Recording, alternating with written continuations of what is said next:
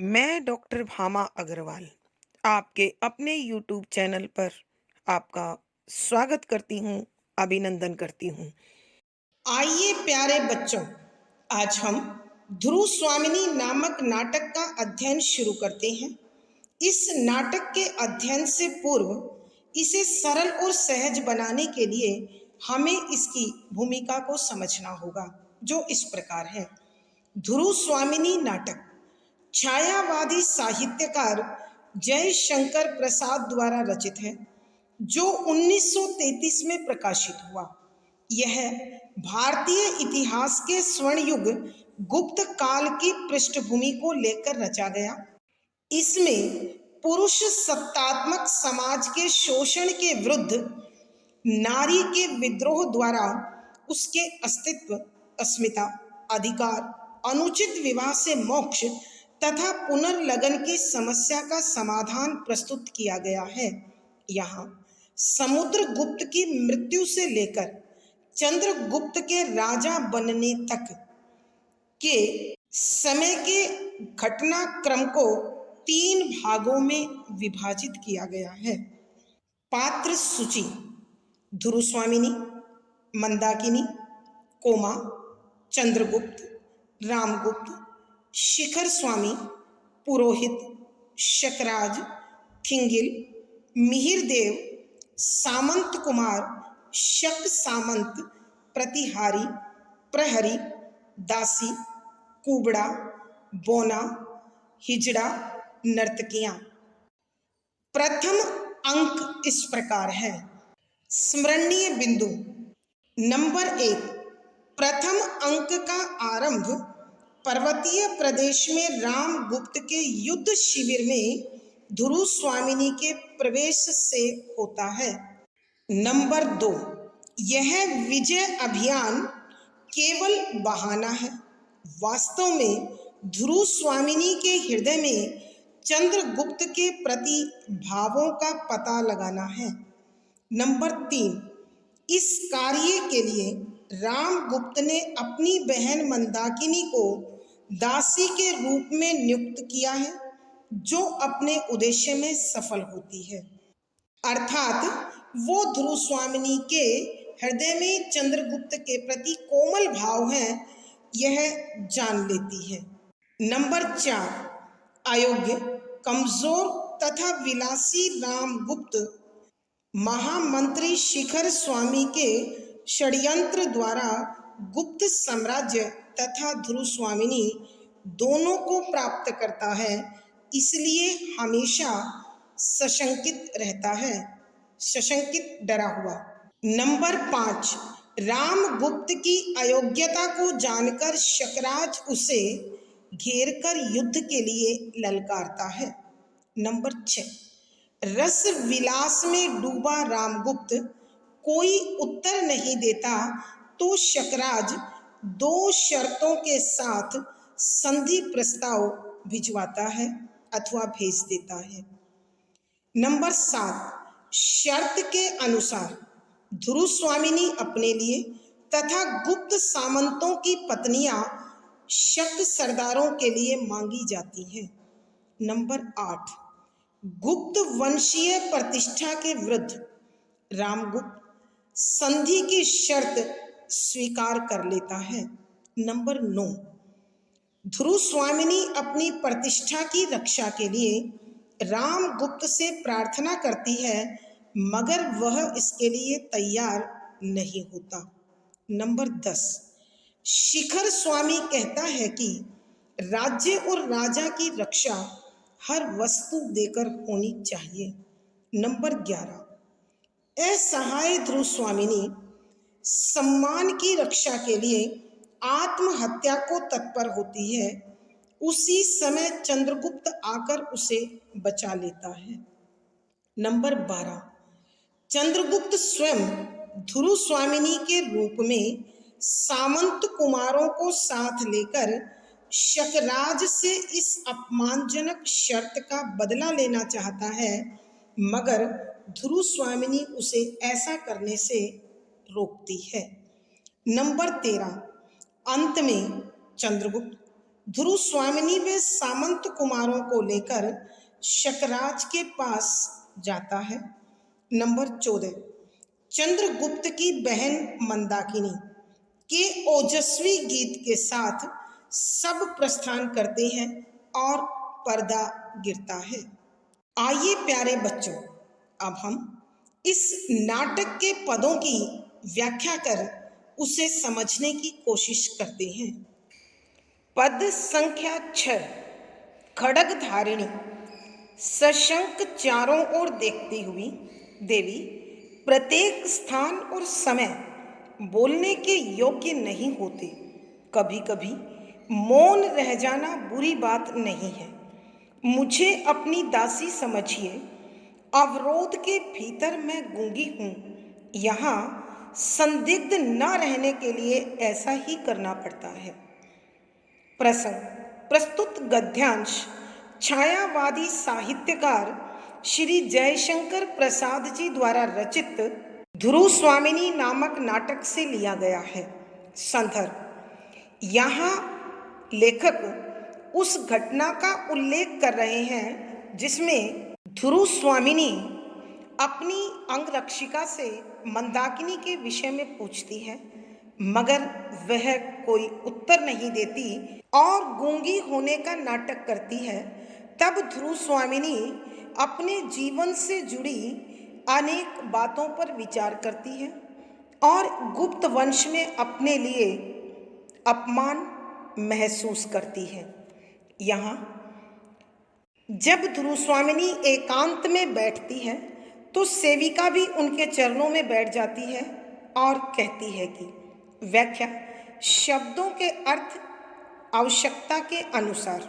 यहाँ नाटककार श्री जयशंकर प्रसाद जी ने उस घटना का उल्लेख किया है जिसमें मंदाकिनी दासी के रूप में है और ध्रुव स्वामिनी की भावनाओं को जानने की कोशिश करती है। जब चारों तरफ वातावरण को सुरक्षित देखती है तो वह ध्रुव स्वामिनी को समझाते हुए कहती है कि देवी प्रत्येक स्थान और समय बोलने के योग्य नहीं होते कि हे महारानी, हर स्थान पर और हर समय बोलना उचित नहीं होता, क्योंकि बोलने से मन के अंदर छिपे हुए सारे रहस्य उजागर हो जाते हैं और वो देखते ही देखते सब जगह प्रसारित हो जाते हैं, फैल जाते हैं।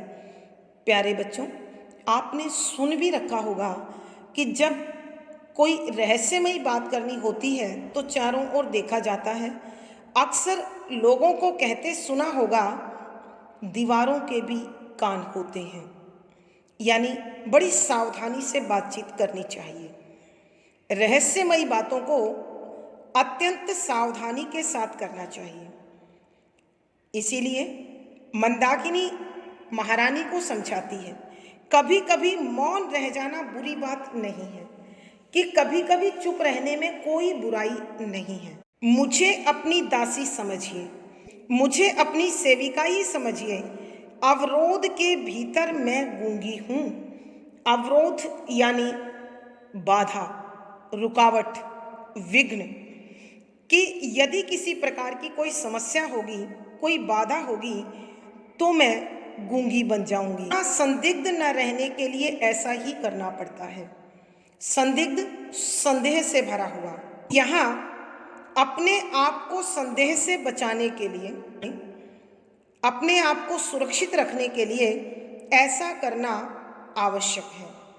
अर्थात यहाँ मंदाकिनी खड्ग धारिणी के रूप में ध्रुव स्वामिनी के साथ रामगुप्त ने नियुक्त की है और वह जब ध्रुव स्वामिनी के साथ उसके पास बैठ जाती है तो उन्हें समझाते हुए चारों ओर चौकन्नी होकर वातावरण को उचित समझते हुए कहती है कि हे देवी, प्रत्येक स्थान और समय बोलने के लिए उचित नहीं होते। कभी कभी चुप रहने में कोई बुराई नहीं है, क्योंकि बोलने से मनुष्य के मन में छिपे हुए सब भेद, रहस्य सबके सामने उजागर हो जाते हैं। आप मुझे अपनी सेविका समझें, परंतु मैं रुकावट के अंदर, बाधा के अंदर, समस्या को देखते हुए गूंगी होने का अभिनय करती हूँ, और यह इस राजमहल में अत्यंत आवश्यक है। सबके संदेह से बचने के लिए ऐसा करना विवशता है, लाचारी है। भावार्थ: कहने का अभिप्राय यह है कि वह दासी वास्तव में सेविका नहीं, महाराज रामगुप्त व चंद्रगुप्त की बहन मंदाकिनी है, जो ध्रुव स्वामिनी के हृदय के भावों को जानने के लिए तथा चंद्रगुप्त का संदेश उन्हें देने के लिए वहाँ उपस्थित है। विशेष: यहाँ मंदाकिनी के चरित्र की महानता को दर्शाया गया है, उनकी व्यवहार कुशलता को दर्शाया गया है, तथा साथ ही अवसर पर बोलना उचित होता है, यह संदेश भी दिया गया है। शुद्ध साहित्यिक खड़ी बोली है, तत्सम प्रधान शब्दावली का प्रयोग है, अभिधा शब्द शक्ति है, शांत रस प्रसाद गुण है, संवादात्मक शैली का अनुकरण किया गया है। पद संख्या 7। ध्रुव स्वामिनी: अरे तो क्या तुम बोलती भी हो, पर यह तो कहो, यह कपट आचरण किस लिए? खड्गधारिणी: एक पीड़ित की प्रार्थना सुनाने के लिए। कुमार चंद्रगुप्त को आप भूल न गई होंगी। ध्रुव स्वामिनी उत्कंठा से: वही न जो मुझे बंदी बनाने के लिए गए थे। प्रसंग पूर्ववत। संदर्भ: यहाँ नाटककार जयशंकर प्रसाद जी उस घटना का उल्लेख कर रहे हैं जिसमें दासी के रूप में मंदाकिनी ध्रुव स्वामिनी के पास नियुक्त है। वह अपने न बोल पाने के कारण को स्पष्ट करते हुए कहती है कि संदेह से बचने के लिए यह अत्यंत आवश्यक है। तो दासी को इस प्रकार बोलता देख ध्रुव स्वामिनी आश्चर्य से भरकर पूछती है। व्याख्या: शब्दों के अर्थ आवश्यकता के अनुसार। ध्रुव स्वामिनी: अरे तो क्या तुम बोलती भी हो, पर यह तो कहो, यह कपट आचरण किस लिए? कि ध्रुव स्वामिनी दासी के रूप में उपस्थित मंदाकिनी के बोलने पर आश्चर्य से भरकर पूछती है, अरे क्या तुम बोल सकती हो, और यदि बोल सकती थी गूंगी होने का नाटक क्यों कर रही थी? पर यह तो बताओ कि तुम ये स्पष्ट करो, ये छल से भरा हुआ व्यवहार क्यों कर रही हो? क्यों नहीं यहाँ इस राजवंश में मनुष्य अपने स्वाभाविक स्वरूप के साथ उपस्थित हो सकते? खड्गधारिणी: एक पीड़ित की प्रार्थना सुनाने के लिए कुमार चंद्रगुप्त को आप भूल न गई होंगी। तब खड्गधारिणी कहती है कि मैं आपको पीड़ित दुखी, कि मैं एक दुखी व्यक्ति की प्रार्थना अनुरोध सुनाने के लिए यह कपट का आचरण कर रही हूँ। कुमार चंद्रगुप्त को आप भूल न गई होंगी कि तुम युवराज राजकुमार चंद्रगुप्त को नहीं भूली होंगी, अर्थात वो तुम्हें याद होंगे। ध्रुव स्वामिनी उत्कंठा से, बेचैनी से: वही ना जो मुझे बंदी बनाने के लिए गए थे? कि तुम उसी चंद्रगुप्त की बात कर रही हो ना, जो मुझे यहाँ कैद करके लाए थे। भावार्थ: यहाँ ध्रुव स्वामिनी की बेबसी और खड्गधारिणी की व्यवहार कुशलता का उद्घाटन किया गया है। विशेष: यहाँ संवाद के माध्यम से ध्रुव स्वामिनी की मनस्थिति को उजागर किया गया है।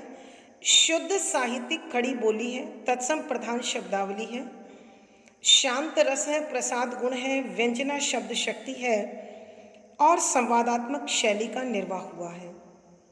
पद संख्या 8। खड्गधारिणी दांतों से जीभ दबाकर: यह आप क्या कह रही हैं? उनको तो स्वयं अपने भीषण भविष्य का पता नहीं। प्रत्येक क्षण उनके प्राणों पर संदेह करता है। उन्होंने पूछा है कि मेरा क्या अपराध है। ध्रुव स्वामिनी उदासी से मुस्कुराहट के साथ, अपराध मैं क्या बताऊं, तो क्या कुमार भी बंदी हैं? खड्गधारिणी कुछ कुछ वैसा ही है देवी। राजधिराज से कहकर क्या आप उनका कुछ उपकार कर सकेंगी? प्रसंग पूर्ववत संदर्भ, यहाँ नाटककार ध्रुव स्वामिनी और खड्गधारिणी के रूप में उपस्थित मंदाकिनी की बातचीत के माध्यम से गुप्त वंश के अंतर कलह का उजागर किया गया है। और लिखा है कि व्याख्या, शब्दों के अर्थ आवश्यकता के अनुसार। खड्गधारिणी तलवार लिए हुए अर्थात सेविका अर्थात मंदाकिनी। यहाँ नाटककार बता रहे हैं कि सेविका के रूप में उपस्थित मंदाकिनी दांतों में जीभ दबाकर कि महारानी आप ये क्या कह रही हैं, इस प्रकार का अभिनय करते हुए, यह आप क्या कह रही हैं कि आप जो कह रही हैं यह उचित नहीं है।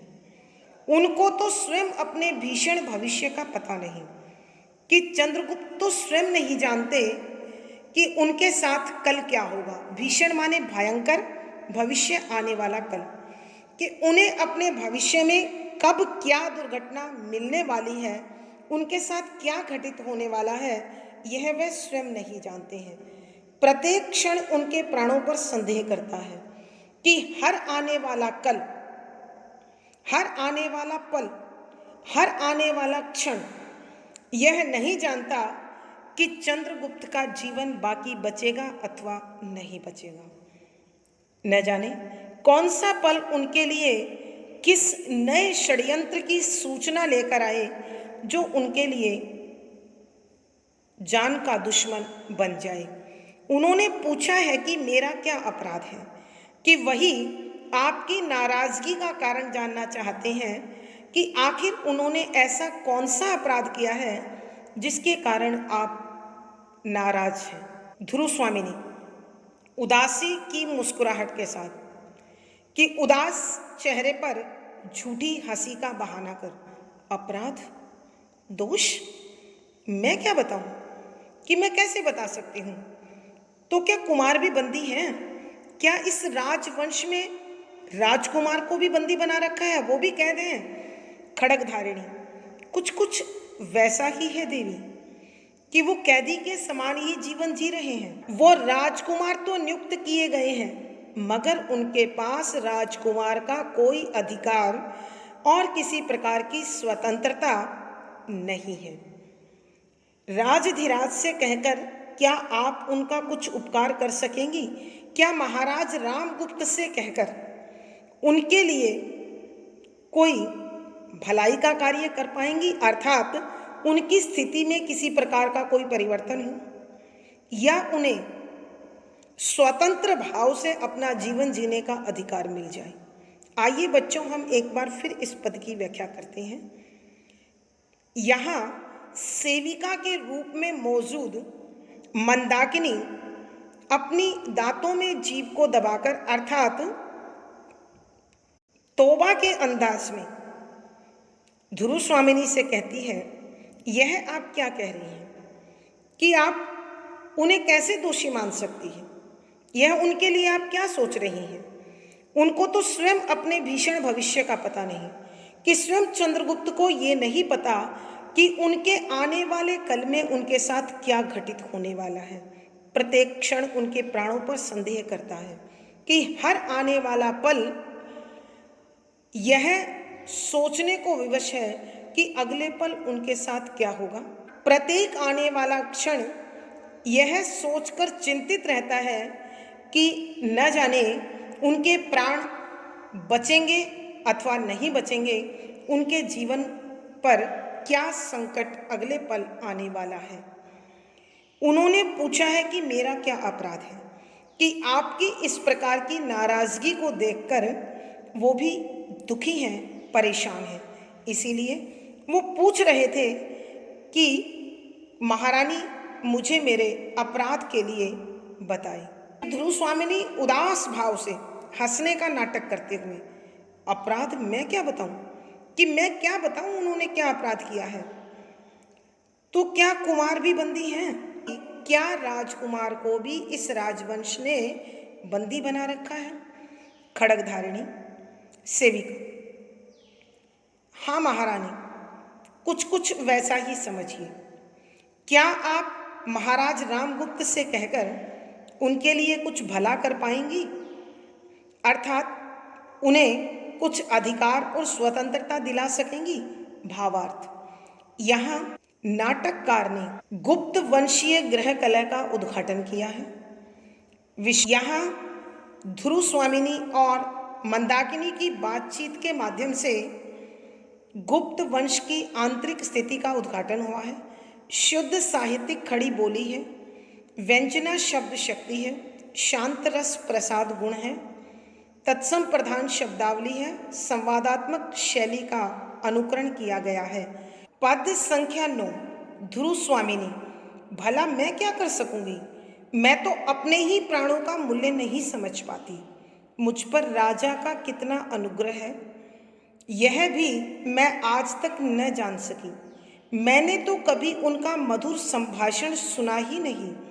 विलासिनियों के साथ मदिरा में उन्मत्त, उन्हें अपने आनंद से अवकाश कहा। प्रसंग पूर्ववत संदर्भ, यहाँ जिस समय मंदाकिनी ध्रुव स्वामिनी से चंद्रगुप्त के लिए कुछ भले के लिए, कुछ उपकार के लिए आग्रह करती है, तो अपनी स्थिति पर प्रकाश डालते हुए निसंकोच भाव से ध्रुव स्वामिनी कहती है कि व्याख्या, शब्दों के अर्थ आवश्यकता के अनुसार। ध्रुव स्वामिनी, भला मैं क्या कर सकती हूँ, कि ध्रुव स्वामिनी अत्यंत दुखी भाव से, उदास भाव से कहने लगी, मैं क्या कर सकती हूँ कि मेरे हाथ में कुछ नहीं है। मैं तो अपने ही प्राणों का मूल्य नहीं समझ पाती, कि मुझे तो आज तक यह नहीं पता चला कि आखिर मैं यहाँ किस लिए हूँ, मेरा क्या सम्मान है। जिस दिन से मेरा विवाह हुआ है, उस दिन से मुझे अपनी प्राणों की कीमत नहीं पता कि गुप्त वंश में मेरा स्थान, मेरी स्थिति क्या है। मैं प्रतिपल उपेक्षा की, अपमान की शिकार होती हूँ। तो ऐसी स्थिति में भला राजकुमार चंद्रगुप्त की क्या सहायता कर पाऊंगी। मुझ पर राजा का कितना अनुग्रह है, यह भी मैं आज तक न जान सकी, कि महाराज रामगुप्त मुझ पर कितनी कृपा करते हैं, मुझे कितना चाहते हैं, वो मेरे प्रति क्या दृष्टिकोण रखते हैं, यह तक मुझे जानने का अवसर प्राप्त नहीं हुआ है। मैंने तो कभी उनका मधुर संभाषण सुना ही नहीं, कि आज तक उन्होंने कभी मुझसे मधुरता से, मिठास भरी, आनंद भरी, प्रेम भरी बातें ही नहीं की है। संभाषण माने होता है समान रूप से, प्रेम से वार्तालाप, कि आज तक महाराज ने मुझसे कभी प्रेमपूर्ण बातचीत नहीं की है। विलासिनियों के साथ मदिरा में उन्मत्त अंतःपुर में आते हैं तो हमेशा विलासिनियों के कंधे पर लटककर शराब के नशे में चूर होकर आते हैं। वह हर पल उन विलासिनियों के साथ ही आनंद मग्न रहते हैं, नशे में चूर रहते हैं। उन्हें अपने आनंद से अवकाश कहा, अवकाश फुर्सत, आनंद मस्ती खुशी, कि उन्हें अपने आनंद से फुर्सत नहीं है। उनके पास कोई ऐसा पहर, कोई ऐसा समय नहीं होता जब वो इन विलासिनियों और मदिरा से मुक्त हो या इनसे परे हो। अर्थात पर कहने का भाव यह है कि रामगुप्त अत्यंत अयोग्य और दूरदर्शी राजा था, जिसका जीवन का लक्ष्य महज आनंद उठाना था। वह न राज्य के प्रति, न समाज के प्रति और न ही अपने पारिवारिक जीवन के प्रति दायित्वों को समझ पाता था। आइए बच्चों, एक बार फिर यहाँ ध्रुव स्वामिनी बड़े उदास भाव से, निराश भाव से मंदाकिनी को अपनी स्थिति के बारे में बड़े निसंकोच भाव से कहती है, भला मैं क्या कर सकूंगी कि मैं राजकुमार चंद्रगुप्त की क्या सहायता कर पाऊंगी। अर्थात मेरी खुद की स्थिति संदेह में है तो मैं दूसरों को किसी भी प्रकार का कोई आश्वासन वचन नहीं दे सकती। मैं तो अपने ही प्राणों का मूल्य नहीं समझ पाती कि जिस दिन से इस गुप्त वंश में विवाह करके आई हूँ उस दिन से मुझे अपने जीवन के मूल्य का भी पता नहीं है। अर्थात मेरा इस राजवंश में क्या सम्मान है, क्या प्रतिष्ठा है, क्या स्थान है, क्या अधिकार है, इन सब का ही मुझे कोई एहसास नहीं है, अनुभूति नहीं है, पता नहीं है। मुझ पर राजा का कितना अनुग्रह है यह भी मैं आज तक न जान सकी। महाराज रामगुप्त मुझे कितना चाहते हैं, मुझ पर कितनी कृपा रखते हैं, कितना प्रेम करते हैं, आज तक मुझे यह भी जानने का मौका नहीं मिला है। मैंने तो कभी उनका मधुर संभाषण सुना ही नहीं कि आज तक उन्होंने कभी भी मुझसे प्रेम से भरी बातचीत, वार्तालाप नहीं किया है। तो भला वो मेरे प्रति क्या दृष्टिकोण रखते हैं यह मैं कैसे जानूं। और फिर विलासिनियों के साथ मदिरा में उन्मत्त उन्हें अपने आनंद से अवकाश कहा कि वो हर पल हर क्षण विलासिनियों के साथ शराब के नशे में चूर रहते हैं, उसी में खोए रहते हैं। ऐसी स्थिति में उनसे किसी भी प्रकार के व्यवहार की क्या आशा की जा सकती है, अपेक्षा की जा सकती है। और महाराज को जब अपने ही आनंद से फुर्सत नहीं है तो वो अन्य की स्थिति और अन्य की आवश्यकताओं पर भला क्या ध्यान देंगे। कहने का भावार्थ यह है कि रामगुप्त एक अयोग्य, विलासी और अदूरदर्शी इंसान है जो न राज्य के प्रति, न समाज के प्रति, न प्रजा के प्रति और न ही अपने पारिवारिक संबंधों के प्रति सचेत है। विशेष यहाँ ध्रुव स्वामिनी ने रामगुप्त के उपेक्षापूर्ण व्यवहार का चित्रण किया है। शुद्ध साहित्यिक खड़ी बोली है, व्यंजना शब्द शक्ति है, शांत रस है, प्रसाद गुण है। यहाँ संवादात्मक शैली का निर्वाह हुआ है। पद संख्या 10 खड्गधारिणी। तब तो अदृष्ट ही कुमार के जीवन में सहायक होगा। उन्होंने पिता का दिया हुआ स्वत्व और राज्य का अधिकार तो छोड़ ही दिया, उसके साथ अपनी एक अमूल्य निधि भी। ध्रुव स्वामिनी, अपनी अमूल्य निधि? वह क्या? खड्गधारिणी, वह अत्यंत गुप्त है देवी, किंतु प्राणों की भीख मांगते हुए कह सकूंगी।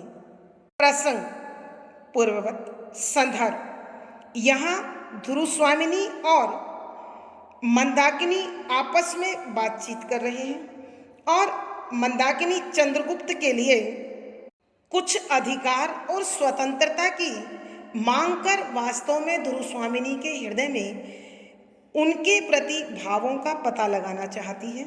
इसीलिए वह अर्थात मंदाकिनी ध्रुव स्वामिनी से कहती है कि वह क्या, शब्दों के अर्थ साथ साथ खड्गधारिणी, तलवार धारण किए हुए दासी।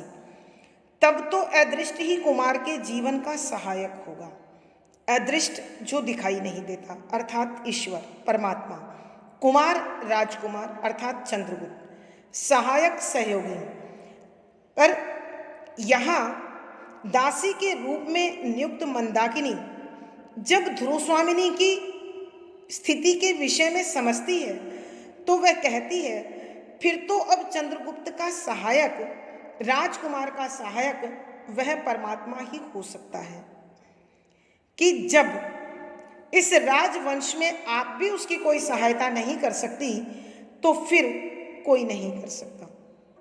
उन्होंने पिता का दिया हुआ स्वत्व और राज्य का अधिकार तो छोड़ ही दिया, उसके साथ अपनी एक अमूल्य निधि भी, कि जो उन्हें महाराज से, पिताजी से स्वत्व होता है खुद का अधिकार, कि जो उन्हें महाराज समुद्रगुप्त से अपने अधिकार प्राप्त हुए थे और महाराज ने उसे उत्तराधिकारी बनाया था अपने बड़े भाई रामगुप्त के लिए और गुप्त वंश की प्रतिष्ठा के लिए, उन्होंने वह सब छोड़ दिया और इसके साथ ही उसने अपनी एक अनमोल निधि, एक अनमोल खजाना भी छोड़ दिया।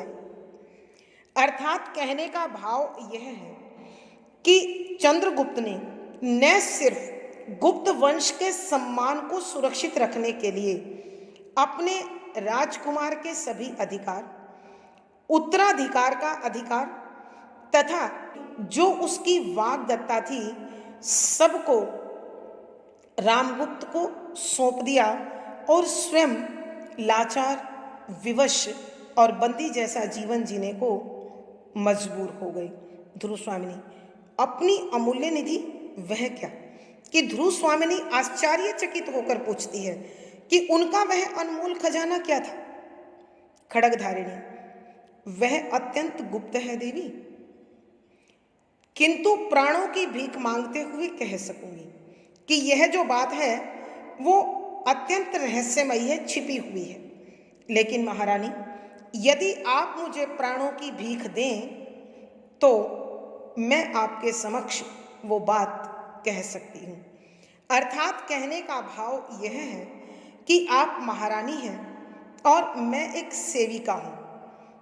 मेरी अपनी एक सीमा है, कहीं ऐसा ना हो कि मैं इस सत्य का उद्घाटन करूं और आप मुझे प्राण दंड दे दें। इसलिए यदि आप मुझे सुरक्षा का अधिकार दें, सुरक्षा का वचन दें, तो मैं इस रहस्यमयी भेद को भी आपके समक्ष खोल सकती हूँ। आइए प्यारे बच्चों, एक बार फिर इस पद की व्याख्या करते हैं। यहाँ दासी के रूप में मौजूद मंदाकिनी जब ध्रुव स्वामिनी की उपेक्षापूर्ण स्थिति को देखती है, राजवंश में उसके लिए निहित अपमान के विषय में जानती है, तो वह कहती है कि फिर तो भगवान ही राजकुमार चंद्रगुप्त के जीवन के रक्षक हो सकते हैं, उसकी सहायता कर सकते हैं, क्योंकि स्वयं राजगुप्त ने अपने पिता से प्राप्त हुए सारे अधिकार और अपने उत्तराधिकार के अधिकार को तो गुप्त वंश की प्रतिष्ठा को बचाए रखने के लिए अपनी इच्छा से छोड़ ही दिए और साथ ही उन्होंने अपने एक अनमोल खजाने को भी रामगुप्त को सौंप दिया। तब ध्रुव स्वामिनी आश्चर्यचकित होकर पूछती है कि वह अनमोल खजाना आखिर क्या है। सेविका अपनी सीमाओं का परिचय देते हुए कहती है कि हे महारानी, हे देवी, यह एक अत्यंत छिपा हुआ रहस्य है, यह एक गूढ़ रहस्य है, यह बड़ी भेद भरी बात है।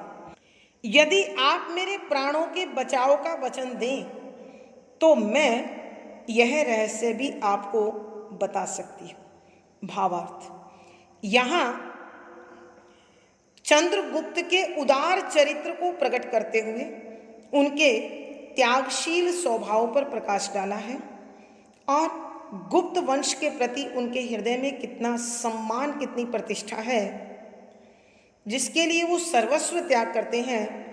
इस प्रकार उनके उदार चरित्र को उद्घाटित किया है। विशेष यहाँ चंद्रगुप्त के उदार चरित्र का उद्घाटन हुआ है, शुद्ध साहित्यिक खड़ी बोली है, तत्सम प्रधान शब्दावली का प्रयोग हुआ है, व्यंजना शब्द शक्ति है, शांत रस प्रसाद गुण है, यहाँ संवादात्मक शैली का निर्वाह हुआ है। आज की कक्षा में प्यारे बच्चों इतना ही। अगली वीडियो में फिर मुलाकात होगी। पिछली वीडियो का लिंक डिस्क्रिप्शन बॉक्स में मिल जाएगा। आशा है पढ़ा गया विषय आपको समझ में आया होगा। अपने भाव व विचार कमेंट बॉक्स में लिखें। वीडियो को लाइक करें, शेयर करें और चैनल सब्सक्राइब करें। आपका दिन और जीवन मंगलमय हो, इसी शुभकामना के साथ धन्यवाद, आभार।